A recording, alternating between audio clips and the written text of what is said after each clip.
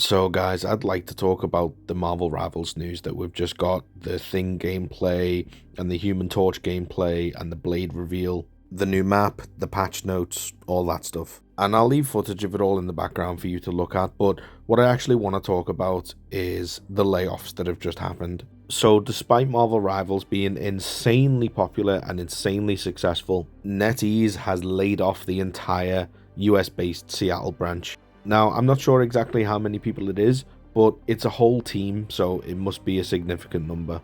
And based on what their team leader said about the role that team played in Marvel Rivals, they were responsible for coming up with and testing gameplay mechanics, new map designs, and new features. And while obviously the worst thing in all this is people losing their jobs and their livelihoods, it also just doesn't bode well for the game itself.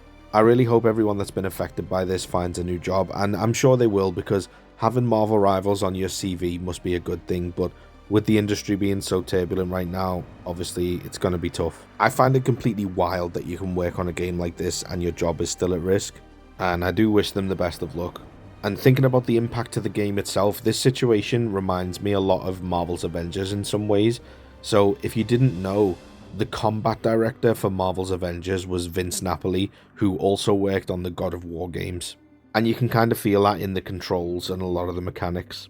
And what happened with Marvel's Avengers is around the time that Black Panther got released, maybe even just before that, Vince Napoli left the project. He went on to do other things. I don't believe he was laid off, but he went to work on other projects. And from that point onwards, it was super clear that he was a major part of characters playing the way they did, and the fact that the combat was praised as one of the best features in Marvel's Avengers, because we started to get echo characters with the same animations reused from other characters, reused features and mechanics. There was just a significant dive in quality, and it was really clear that whoever was left on the combat team wasn't maybe as experienced as he was. Now, my concern for Marvel Rivals is if this team that's been laid off is responsible for some of the game's mechanics, like maybe how some of the team-ups work, or how some of the ultimates work, core gameplay features, is that now going to take a dive as well? Have they essentially lobotomized the brains behind, some of the features that we've seen that have made Marvel Rivals so popular in the first place?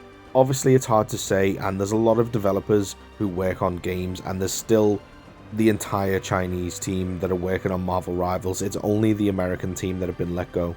But if you look at the dip in quality that Marvel's Avengers had when just one combat designer left their team, that makes me worried.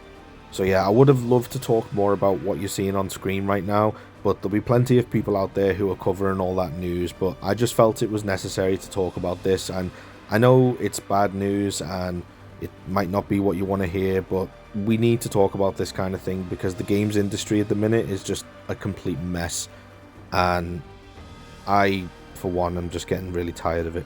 So yeah, it's a bit of a rant, and hopefully the next video will be more fun and light-hearted, and hopefully I'll have some good news to share. I do want to start making more regular videos as well, just things like this that cover, a news drop. Not necessarily super in-depth, but maybe just covering like little bits of news that drop about games that we're into on this channel. But yeah, anyway, hope you're having a great day wherever you are, and I'll see you in the next one.